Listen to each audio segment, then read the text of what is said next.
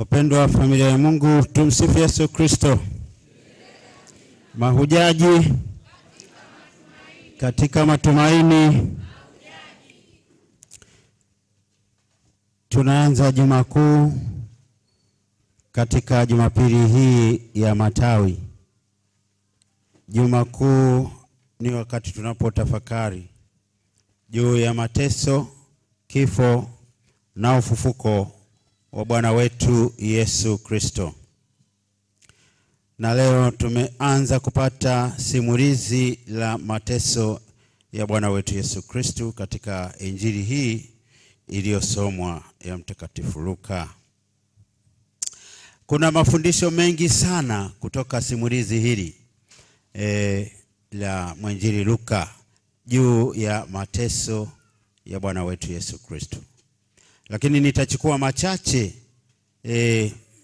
hapa mwishoni mwa injili hii.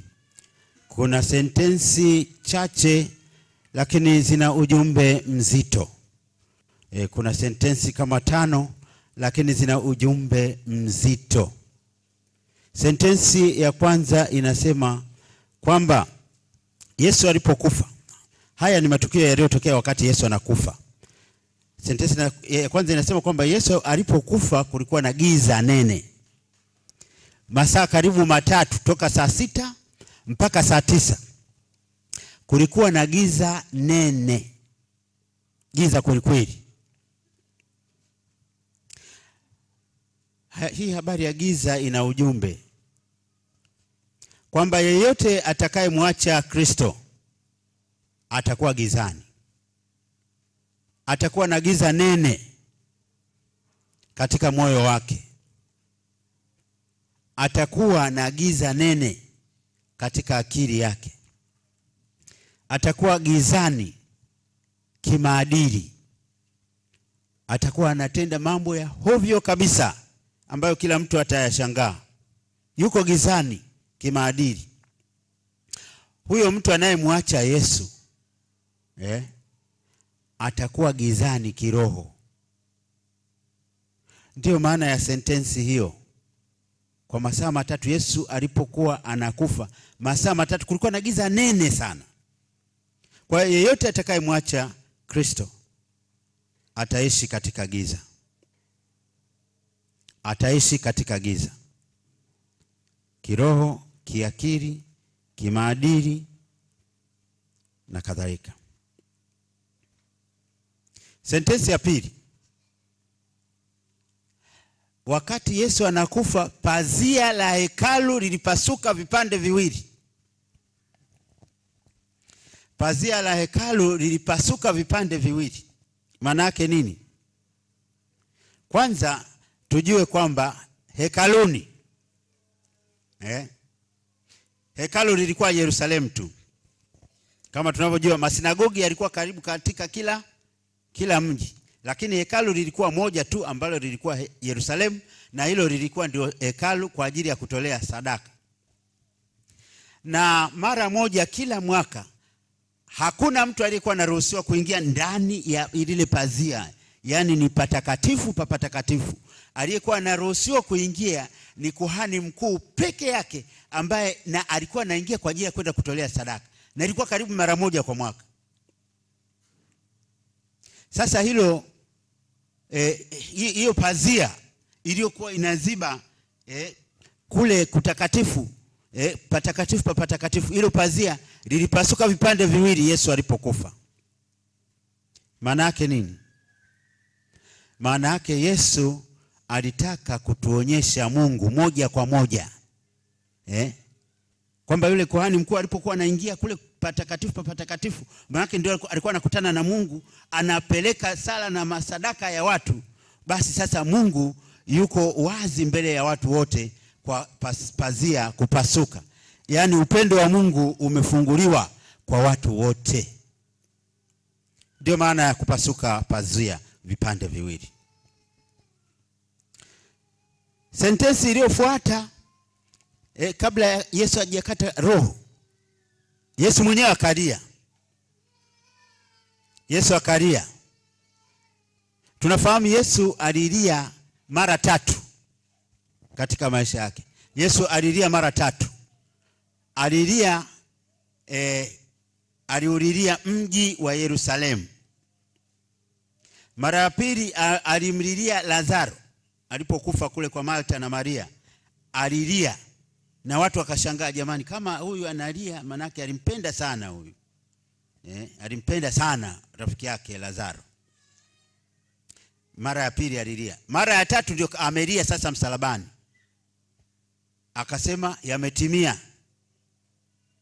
Yametimia. Yametimia maana yake nini? Kwamba Yesu ametimiza kazi yake ya ukombozi wa wanadamu. Ameshakamilisha, amemaliza, ndio anakufa sasa msalabani kwa ajili ya kuwakomboa wanadamu. Ametimiza kazi yake. Ndio akalia kwa sauti kubwa kwamba yametimia. Yaani hayo maneno ni maneno ya ushindi, sio maneno ya masikitiko. Kama mkifuatilia michezo hasa mpira wa miguu, yule mtangazaji, mpira unapokwisha, na mara nyingi kuna watangazaji wengine ni mashabiki vile vile, yani mpira umekwisha, manake ni kama sio kwamba anatangaza kwamba mpira umekwisha, ila anashangilia manake kuna timu fulani anayoipenda yeye kwamba sasa imeshinda. Kwa hiyo mpira umekwisha. Manake sasa yani ni taarifa ya ushindi. Na ndio maana tunasema Yesu alilia kwa sauti kubwa. Ile sauti haikuwa ya masikitiko kwamba anakufa. Ilikuwa ni sauti ya ushindi kwamba ametimiza kazi yake ya kuwakomboa wanadamu. Yametimia. Lakini Yesu ametimiza kazi yake. Fundisho kwetu ni kwamba, je, sisi tumetimiza wajibu wetu? Kila mmoja atimize wajibu wake. Yesu ametimiza wajibu wake, na sisi sasa tunatakiwa kutimiza wajibu wetu. Nilishawaambia kwamba mtu mmoja aliuliza kwamba sasa kama Yesu alikufa msalabani kwa ajili yetu, sasa sisi tuna sababu gani tena ya kusumbuana, kuungama, sijui kutenda matendo mema, kufanya nini? Tunasumbuana kwa ajili ya nini? Mbona Yesu kishamaliza hiyo kazi kwa ajili yetu? Mimi nawaambiaga kwamba yani yeye kacheza sehemu yake, na sisi tunatakiwa kucheza sehemu yetu. Kila mmoja acheze sehemu yake. Yametimia. Yesu anasema yametimia, yani amemaliza kazi yake, ametimiza wajibu wake. Sasa sisi kila mmoja atimize wajibu wake pia, ili uweze kupata huo wokovu, na wewe utimize wajibu wako. Usipotimiza wajibu wako, shauri yako. Yesu kashatimiza wajibu wake, inabaki kazi kwako. Sentensi ya 4. Sentensi ya 4 ilikuwa ni sala. Ni sala ambayo Yesu amelia msalabani akisali. Akisema, Baba, mikononi mwako naiweka roho yangu. Mikononi mwako naiweka roho yangu. Hiyo ni sala ambayo anatuachia na sisi. Wakina mama wa Kiyahudi walikuwa wakiwafundisha watoto wao usiku kabla ya kwenda kulala. Mtoto mama alimfundisha, wale wakina mama wa Wayahudi waliwafundisha watoto wao kabla ya kwenda kulala, lazima uyaseme maneno hayo, mikononi mwako naiweka roho yangu. Lakini Yesu ameongeza neno moja hapa, akasema, Baba, mikononi mwako naiweka roho yangu. Katika maana kwamba huyu Yesu anakufa msalabani kama mwana, Mungu mwana anayejikabidhi sasa kwa baba yake ambaye alimtuma hapa duniani kuja kutukomboa wanadamu. Kumbe ametuachia sala nzito, sala ya muhimu sana. Tena anatukumbusha tujitayarishe kwa kifo chema. Hatujui siku wala saa. Kumbe ujitayarishe kwa kifo chema. Na sala nzuri kabla ya kufa lazima useme, Baba, mikononi mwako naikabidhi, naiweka roho yangu. Ni sala ya muhimu sana. hapo anatukumbusha kusali na pia kujitayarisha kwa kifo daima, kwa sababu hatujui siku wala saa. Tukabidhi roho zetu kwa Mwenyezi Mungu siku ya mwisho. Na sentensi ya mwisho kabisa, sentensi ya mwisho hapa inamhusu huyu akida. Maneno aliyosema akida, akasema, yani Yesu alipokufa tu msalabani, tetemeko la ardhi lilitokea na kadhalika. Sasa huyu akida akachanganyikiwa kabisa. Alikuwa ni mtu mwenye moyo mgumu sana.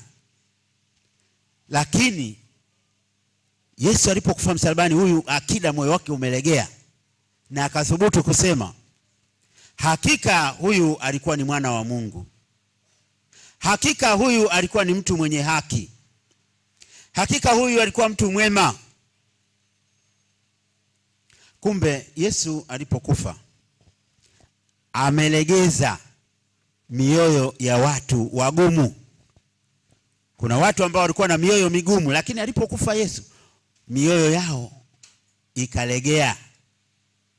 Kama umefuatilia hapa mwisho, sentensi za mwisho, baada ya huyo akida kusema hakika huyu alikuwa ni mwana wa Mungu, sasa watu walikuwa wanaondoka, wengi wakijipiga kifua. Yani wamekiri kwamba hakika huyu alikuwa ni mwana wa Mungu. Amelegeza mioyo migumu. Yesu amelegeza mioyo migumu. Fundisho kwetu sisi. Wapo bado watu wengi hata sasa hivi wenye mioyo migumu. Tutafakari na tuilegeze hiyo mioyo migumu. Tumkiri Yesu, tujipige kifua. Tutambue wapi tumekosea, turekebishe maisha yetu.